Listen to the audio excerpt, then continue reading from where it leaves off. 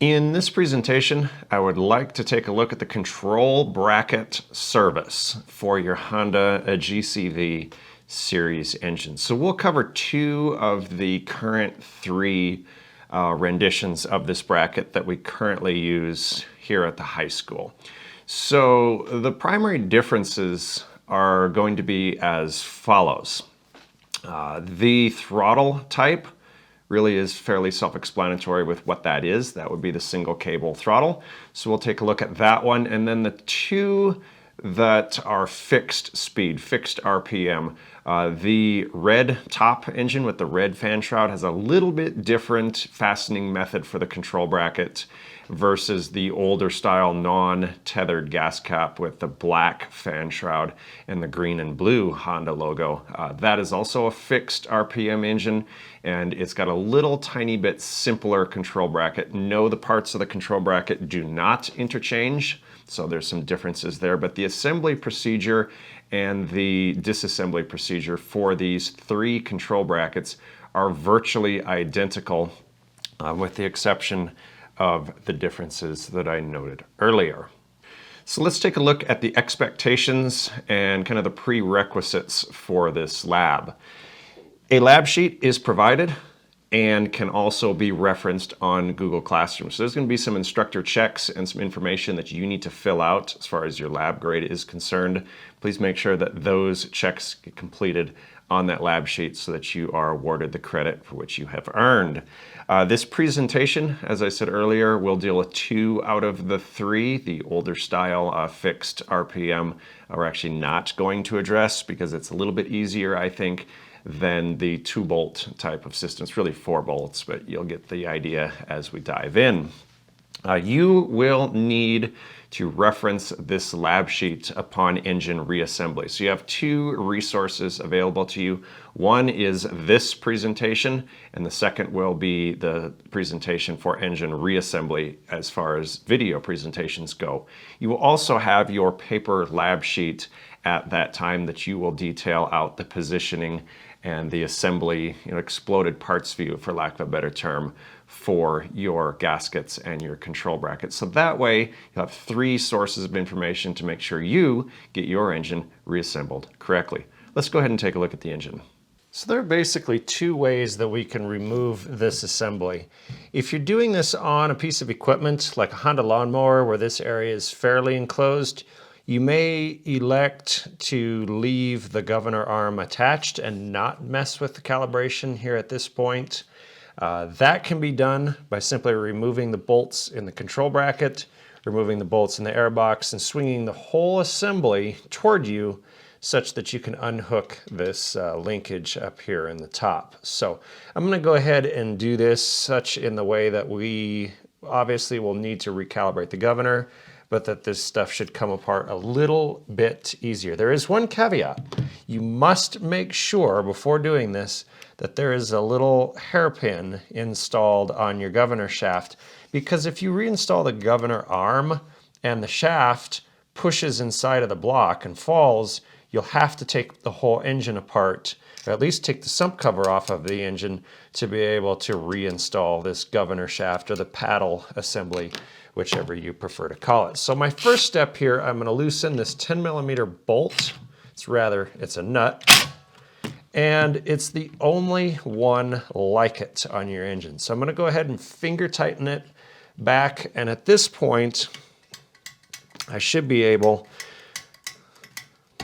to rock the governor arm off of the shaft here, if you will.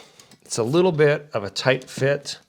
You can definitely get it with your fingers. We'll just give it a little bit of help here with a screwdriver behind it. At this point, I will also disconnect the speed control spring, and I will swing the governor arm to disconnect the throttle linkage, and then I will use my fingers to remove that little tension spring. I will set this assembly aside. Our next step will be to remove the airbox, remove the air filter, set that aside. Depending on the engine that you have, you may have an additional bolt up in here. The older style, tethered gas cap had 3 bolts in the airbox. All of the newer styles seem to have 2. So we're going to go ahead and loosen, but don't remove, the bolts holding the carburetor on. This bracket actually has 2 additional bolts holding it to the engine block. We can go ahead and remove those. They're the standard, normal sized, pretty universal bolt that goes to it. This is special to this type of control bracket with the length on it. So we have to make sure that he goes back into the correct location. So we're going to set him right there for now. And at this time is get our hands underneath the carburetor to kind of help support everything. So we've really only got, I suppose we should also disconnect the stop switch from the magneto at this point. Would make this a little bit easier. Just go ahead, grab that and remove it. Looks like such. Anyway, we'll put our hand underneath the gaskets and such so that we know exactly how much to loosen this without it all falling apart. So we'll just keep jiggling it, and we want to loosen it just enough that the bolts unscrew from the engine block. I think we've just about got it.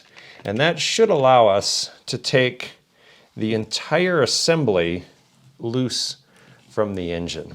The last thing that we have to remove is on the back side, and that is this breather assembly. It's this black tube. We'll move the stop switch out of the way, and usually you can just get your thumb behind it and you can remove it. At this point, we should be able to remove the entire linkage, gasket, carburetor, control bracket, everything from the motor.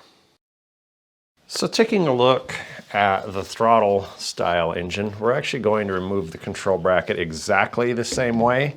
The difference here again is being mindful that the governor's speed control spring actually hooks into the movable part here on this component. So you can see that this bolt is probably stripped out. I'll find out here once we remove it. See if there's any threads. Yeah, I see threads on the bolt, so that's probably a lost cause. Anyway, we'll go ahead and remove this exactly the same way.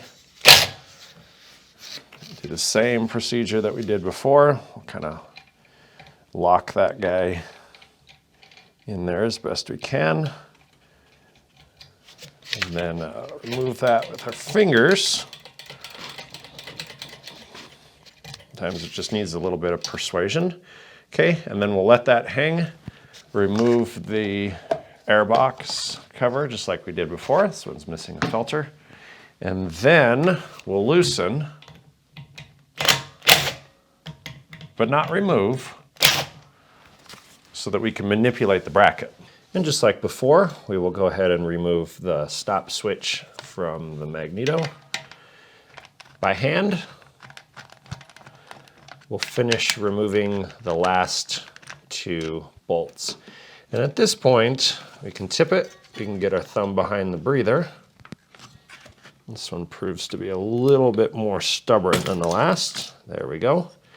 And that should allow us to remove the control bracket. We had some stuff move around back here, but we'll simply get that put back exactly the way that it was. And then I want to take a look here at these control brackets, see what the differences are.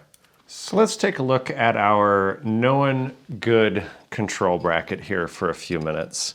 We're going to do this one first just so you can see exactly how everything is supposed to be assembled. So I work with this control bracket assembly exactly how you see it sitting here.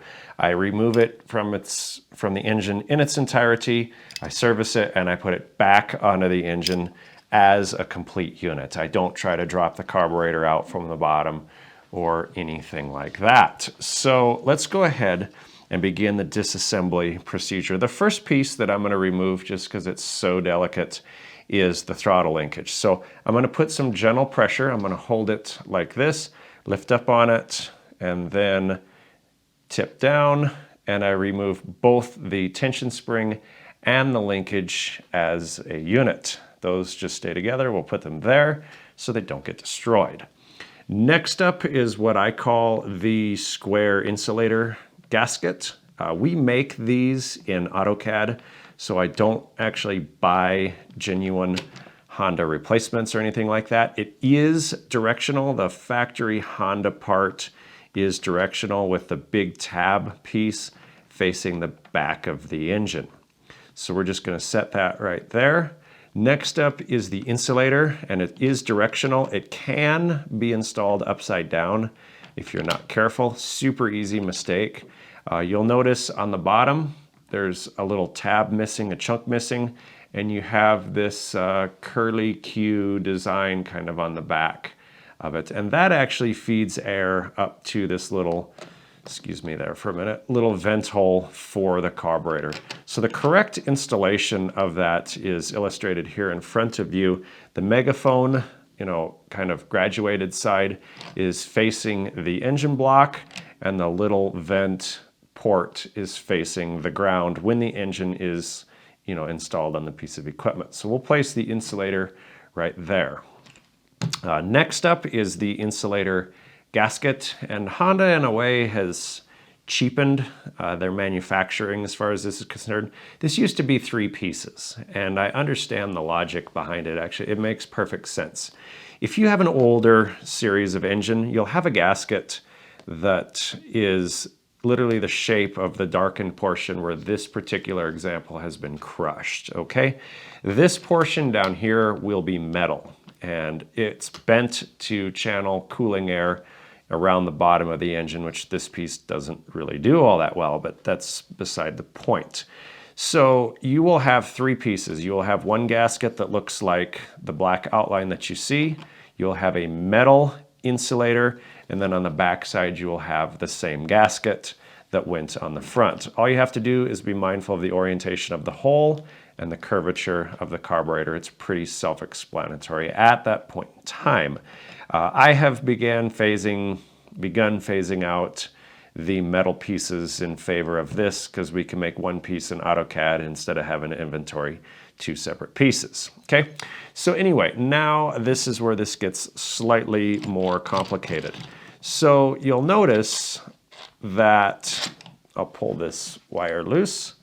I can remove the air box completely from the carburetor now. So what you need to do is flip it upside down, take a pair of pliers, squeeze that hose clamp, bring it down, twist the hose, remove it from the carburetor. Yours will probably be more difficult because this is a brand new engine.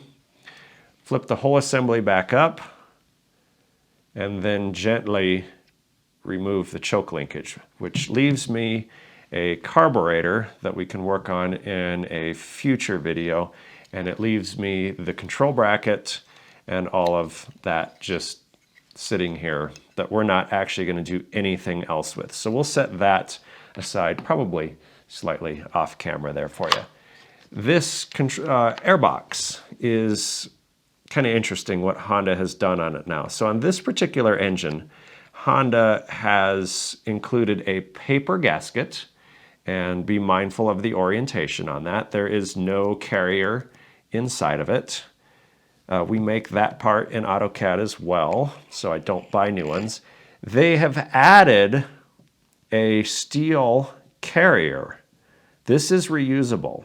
They've added a steel, not a carrier, a spacer. And then they have added a gasket with probably what's an aluminum carrier on the inside of it. So these gaskets here, even though they look identical and are interchangeable, depending on what you're doing, they're actually 2 different part numbers. And I think the reason that they did that is you deal with rigidity issues on the sealing surface of this airbox. Okay, they eliminated the extra bolt that we used to have in there, and now they've added this piece in here. So I think they're having some flexibility issues with the airbox and some issues with its sealing. The bolts are unique to the airbox. Do not interchange them with the bolts on the muffler. These are longer because it has to go through all of this stuff. If you use these bolts in the muffler, they'll bottom out and you'll break something. And the muffler bolts are too short, you'll strip the threads on the intake.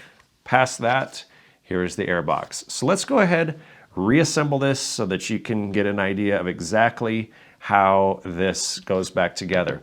The parts we need to replace are these two gaskets, the air deflector gasket, and this square insulator gasket. So if you're doing this engine, you need to buy 4 separate part numbers from Honda to put this back together and actually have it seal. So here we go. I'm going to assemble by dropping the first 2 bolts. I use my fingers to help hold them. I put the metal carrier gasket. If you're following along in the classroom, we've probably swapped it out with this standard non-metal carrier type gasket. So we put the hole closest to the front of the engine because that's actually where it lines up right there. There's another vent for the carburetor. Okay, all right.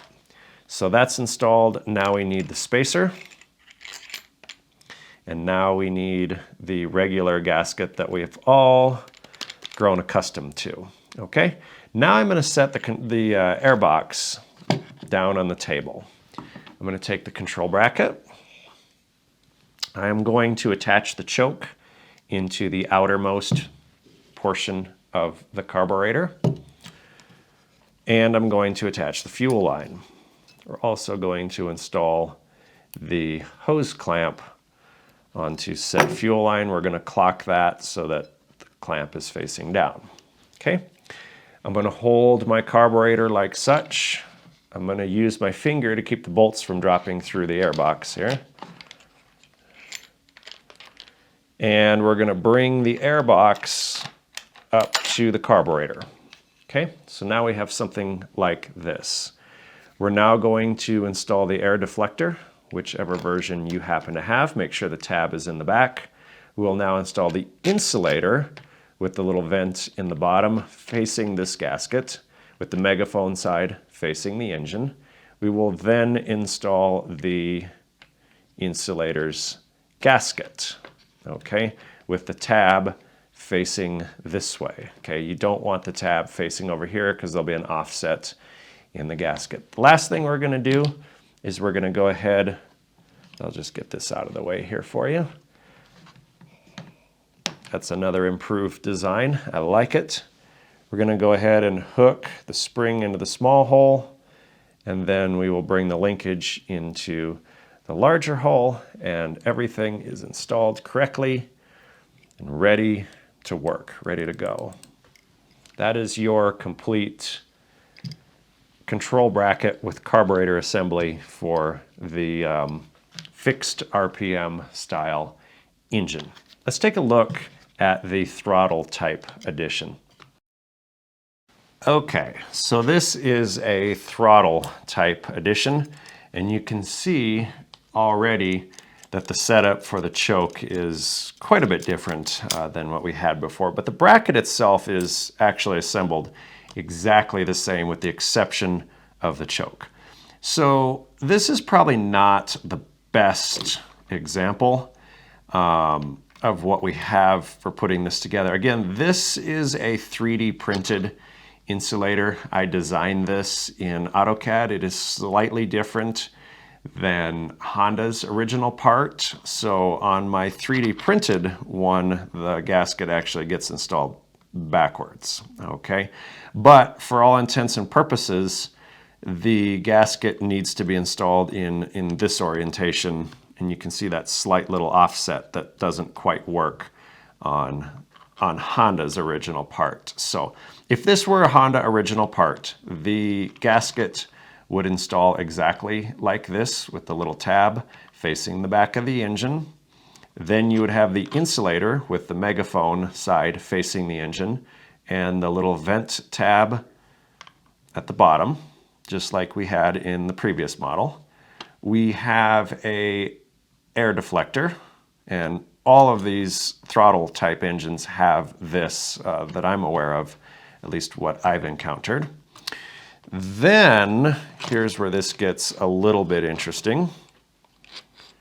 I am going to separate the airbox. Something is stuck here. There we go. Okay. I'm also going to remove this throttle and set it here so it doesn't get destroyed, just exactly what we did before. Do take note of the choke being installed in the hole furthest toward the throttle side of the carburetor. So let's go ahead and get rid of this airbox for the time being. Set it over here along with its 2 paper gaskets. There seems to be one stuck to the control bracket. We'll get to it later. We're going to remove the hose clamp. We're going to twist the hose and like such. It is normal for a little bit of gas to drain out of the carburetor. Then we'll remove the choke linkage from the carburetor, which gives us a carburetor to rebuild in another video. We will remove the choke linkage at this time from the control bracket, okay? Which leaves us a control bracket that is slightly different than what we're accustomed to. But the other thing, I'll just place this over here, that we have now, get this to where you can see it, is our 2 gaskets, our 2 gaskets rather, which we design in AutoCAD. So I will just set those over there, and our 2 bolts that don't interchange with the bolts that go into the muffler. So let's go ahead and reassemble this so that you can make sure that you got a good picture on exactly how this works. I'm going to take the airbox. I'm going to drop the 2 bolts. Okay. I would place the gasket, if this was an original Honda part, the one with the metal carrier built into it, goes into the airbox like such, with the hole up here matching the hole in the airbox. Okay. Next up, what we have to do is we're going to install that control bracket like such. Okay, everything lines up. Again, there's a common theme with that little hole being positioned there. Now, here's where this gets a little bit tricky.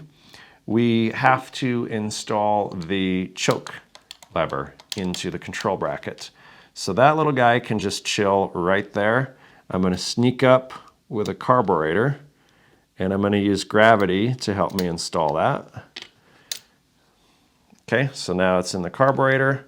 I'm going to push the bolts back kind of far in the control bracket so that we can install the carburetor without bending anything. Then I'm going to push the bolts through the carburetor, okay?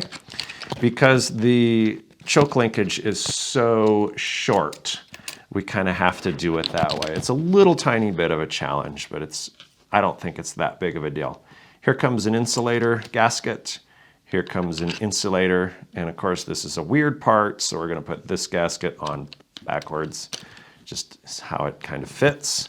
We're not going to forget to install the fuel line. We're not going to forget to, hopefully you can see that, install the hose clamp on that. Probably a little bit of a challenge to see. Then, just kind of move this. Get this guy hooked in, that little linkage tension spring, and then we'll hook in the throttle linkage. Everybody is good, installed, ready to work. This is not part of the carburetor. It's just a piece of a gasket that was damaged during the removal process.